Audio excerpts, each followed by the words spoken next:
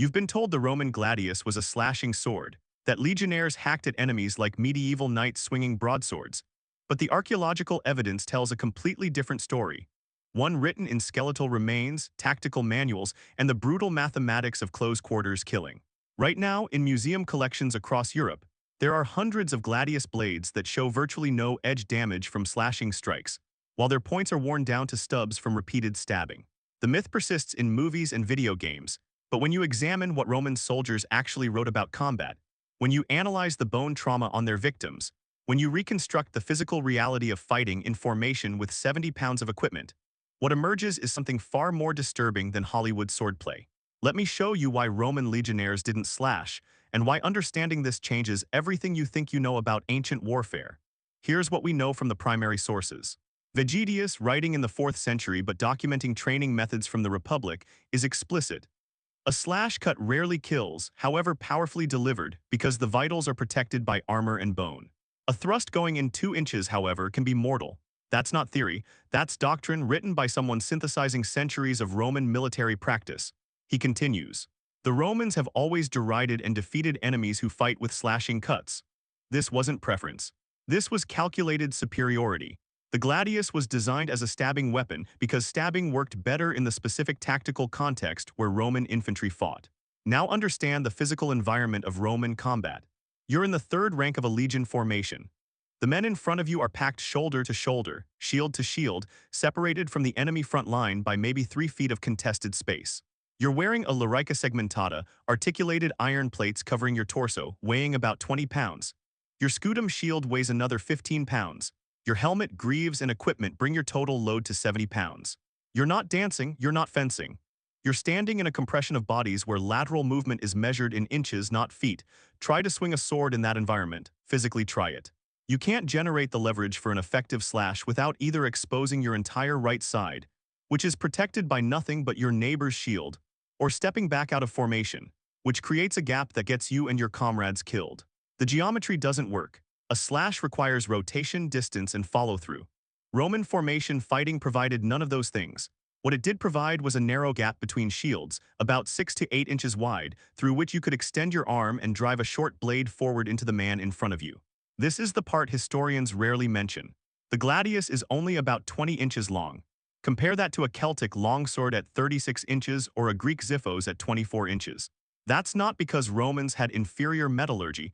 They had the best steel production in the ancient world.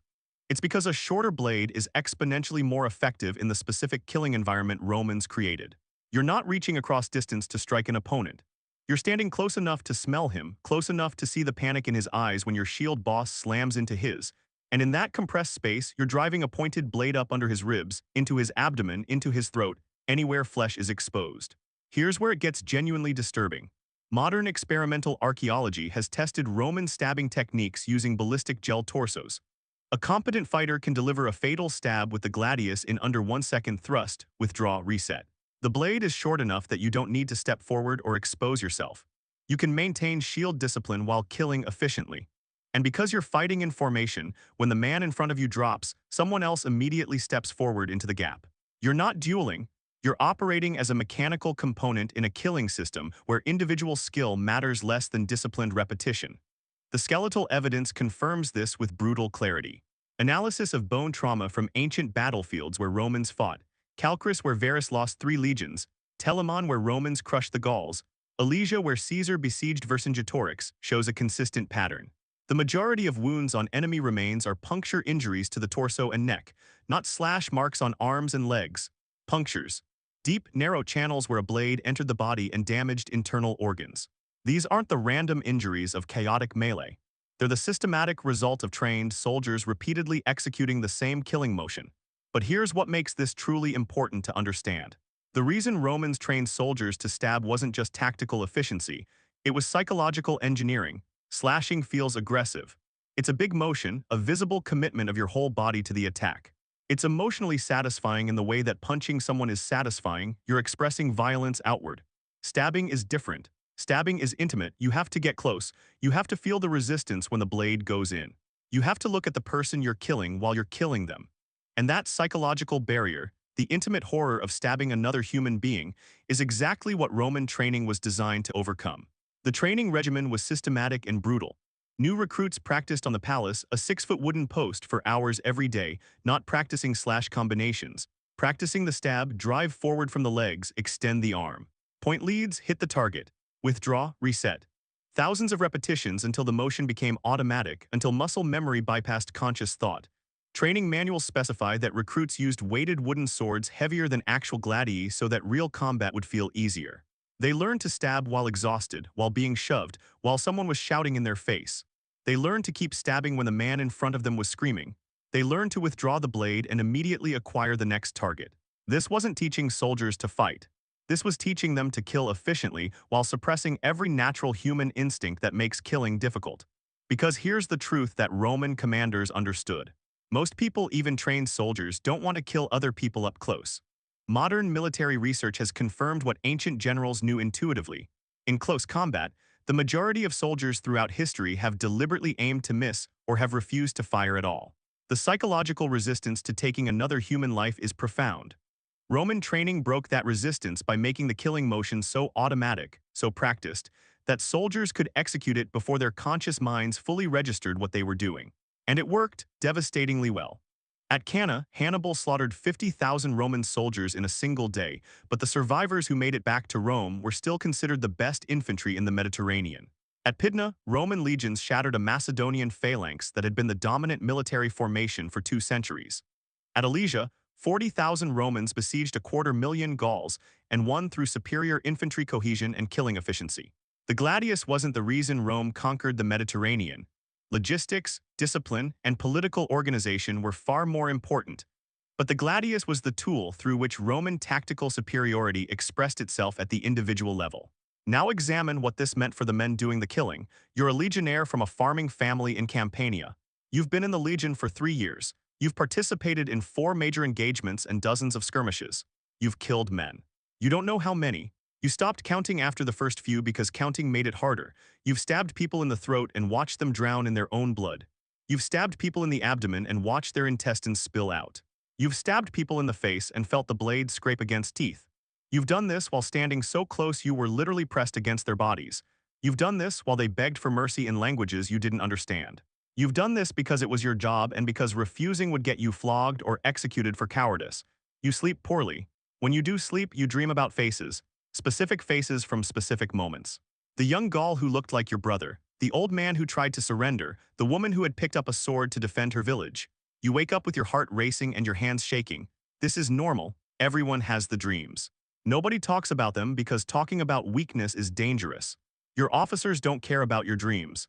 They care that you maintain shield discipline and execute the thrust-withdraw sequence correctly. Your trauma is invisible to the system that created it. The Legion measures success in enemy casualties and territorial gains. Your psychological destruction is an uncounted cost of maintaining the empire.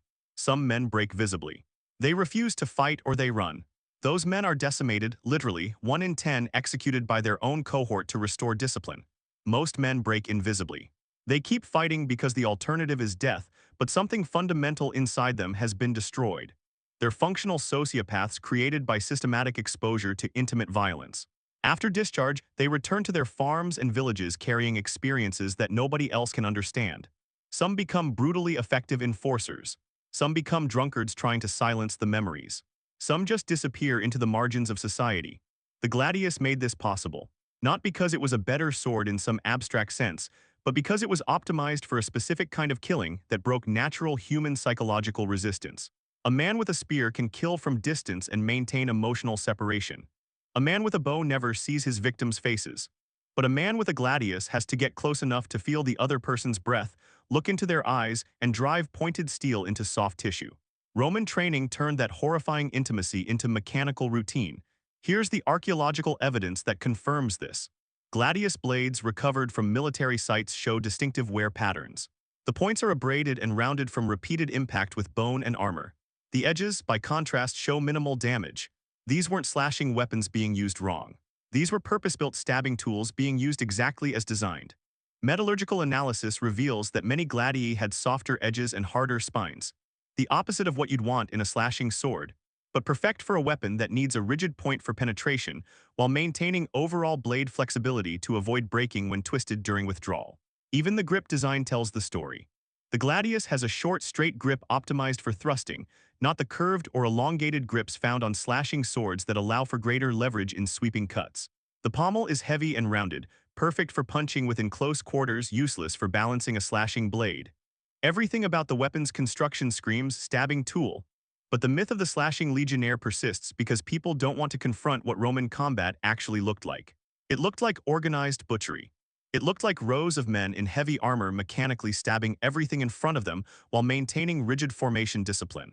It looked like efficiency replacing heroism, system replacing individual valor. It looked like the industrialization of killing 2,000 years before industrialization existed. And it worked so well that Rome conquered the known world and held it for centuries through the systematic application of intimate violence. The definitive truth is this: Roman legionnaires didn't slash because slashing was tactically inferior and psychologically inefficient in the compressed killing space of formation combat. The gladius wasn't a sword for heroes. It was a tool for creating trauma in the enemies Rome fought and in the soldiers Rome trained to fight them. Understanding this doesn't diminish Roman military achievement, it clarifies it. Rome didn't conquer through superior individual warriors. Rome conquered through superior systems: logistics, engineering, political organization, and most importantly, the systematic training of ordinary men to overcome their natural reluctance to kill by making murder automatic. The gladius was Rome's solution to the fundamental problem of violence. Most people don't want to do it up close. So Rome designed a weapon and a training system that made close quarters killing so mechanical, so practiced, so integrated into muscle memory that soldiers could execute it before their minds caught up with what their bodies were doing. That's not heroic, that's industrial. And it's exactly why Rome won. If you've learned something about the brutal reality behind Roman military dominance, hit subscribe on Mythbusting. We're breaking down the comfortable lies that obscure how empires actually function. The machinery of conquest is never as glorious as the monuments suggest, and understanding the truth matters more than preserving the mythology. What other military myth should we dissect with unflinching honesty? Drop your suggestions in the comments below.